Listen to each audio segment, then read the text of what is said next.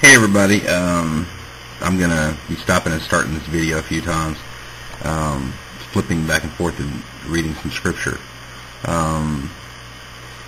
Many months ago, got a friend of mine that I've been having an ongoing discussion with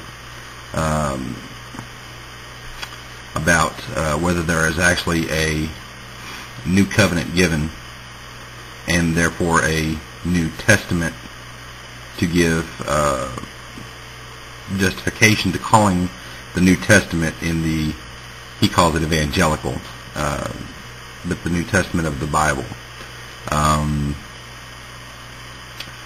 But anyway, and yeah, you might hate to hear those few words, but hear me out, specific to a person. He knows who he is. So I've been studying this for a while, and so I pulled up the word covenant and testament in eSword, and found an interesting conglomeration. I think there's like 300, depending on what translation you look at, but there's like 300 different scriptures going from Genesis all the way through Revelations talking about a covenant or testament. So anyway, where I want to start is I'm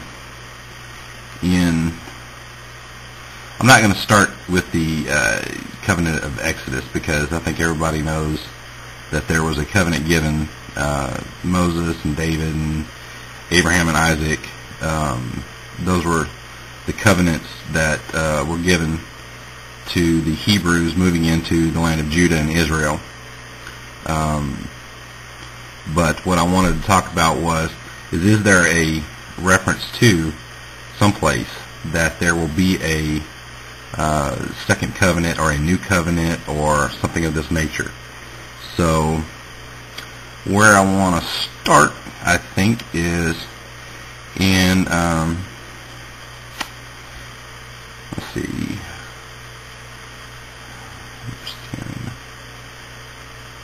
yeah, Jeremiah chapter 11.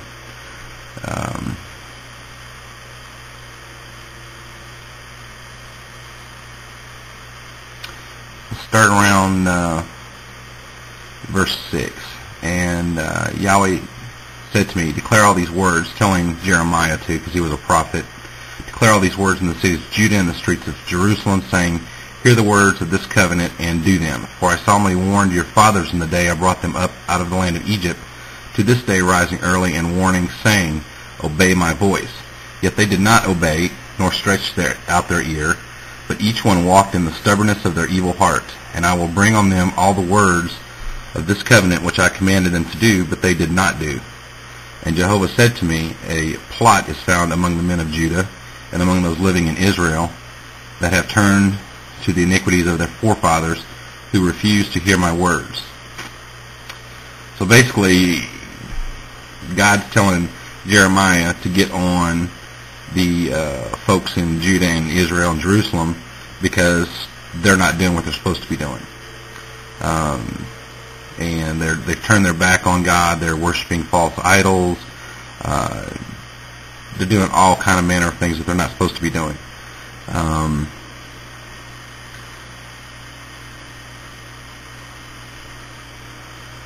So basically, what God is saying, Yahweh, is that that these people have broken their covenant with God.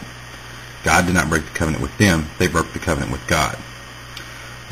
In verse 10 it says, they have turned back to the iniquity of their forefathers, who refused to hear my words, and they went after other gods to serve them. And the house of Israel and the house of Judah have broken my covenant, which I cut with their fathers. So right there is saying that they broke the covenant.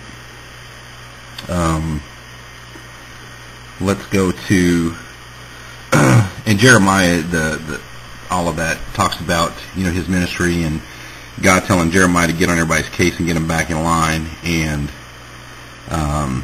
this is about the time that the Jews, Judah, Israel, and Jerusalem were under siege from Babylon, the Chaldeans, Assyria, and everybody's rushing around going crazy. And this is the time that Daniel goes into captivity, and he writes his letters for Daniel. And God's saying that they broke the covenant, so why should he, protect them? And so allows them to be scattered. Then in chapter 31, and again, everybody, read this for yourself. Read the whole chapter. Don't take my word for it. Read it for yourself, and don't just say what you think you know. Actually, go back and read it and study on it. Because I know I'm going to get a lot of people that are going to have their own pre-programmed responses to this. Let's see, Jeremiah 31. Let's look starting at verse 29. How's my time? Oh, we're doing good. Okay. Alright, and so Babylon's attacking, the king of Babylon's attacking Jerusalem, and in chapter 29 it says, "In those days they shall not any more say, the fathers have eaten sour grapes, and the teeth of the sons are dull. But every man will die in his iniquity. Every man who eats the sour grapes, his teeth will be dull. Behold, the days come, says Jehovah, that I will cut a new covenant with the house of Israel and with the house of Judah, not according to the covenant that I cut with the fathers in the day I took them by the hand to bring them out of the land of Egypt, which covenant of mine they broke, although I was a husband to them, says Jehovah. But this shall be the covenant that I will cut with the house of Israel. After those days, declares Jehovah, I will put my law in their inward parts. I will write it on their hearts, and I will be their God, and they shall be my people. And they shall no longer each man teach his neighbor and each man his brother, saying, Know Jehovah, for they shall all know me, from the least of them even to the greatest of them, declares Jehovah. For I will forgive their iniquity, and I will remember their sins no more." So, from what I'm saying here is that he's going to take the law out of the tablets that he gave Moses, or Moses carved out after he broke them, and he's going to put that law in your heart and in your minds when you choose to worship God and follow follow God, and choose to worship Him and put Him as the Lord of your life. So he's saying here that there will be a new covenant. So this is in Jeremiah. This is the Old Testament God saying there's going to be a new covenant. Well, let's see what else we have to see here. Let's skip down here to Ezekiel and chapter 18, verse 29. Okay. But the house of Israel says, the way of the Lord is not fair. And God says, are my ways not fair, O house of Israel? It is not your ways that is it not your ways that are not fair? I will judge you each man by his ways, O house of Israel, declares the Lord Jehovah.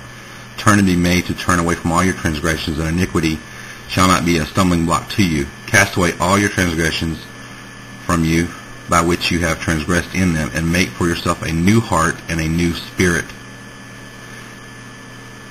For why will you die, O house of Israel? For I do not have delight in the death of him who dies, declares the Lord Jehovah. So turn and live. And if you read back through, read the whole chapter 18, because it's basically what it's saying is, according to a Jewish friend of mine, the original covenant was genetic. It was heredity. It was the sins of the father would be visited upon, I don't know, like 5, 6, 10 generations, something like that, and the good would be visited upon the sons for however many generations. And in Ezekiel, basically what God is saying is, that's not the case. It's going to be each person is responsible for their own wickedness or their own righteousness. So that's basically what it's saying in Ezekiel. So again, read it for yourself. Get several different translations. If you can read the original Hebrew, great for you. I ain't there yet. So, anyway, I'm run over time, so this is going to be the end of part 1. I guess I'll do a part 2, talking about the New Testament or New Covenant. So, be right back.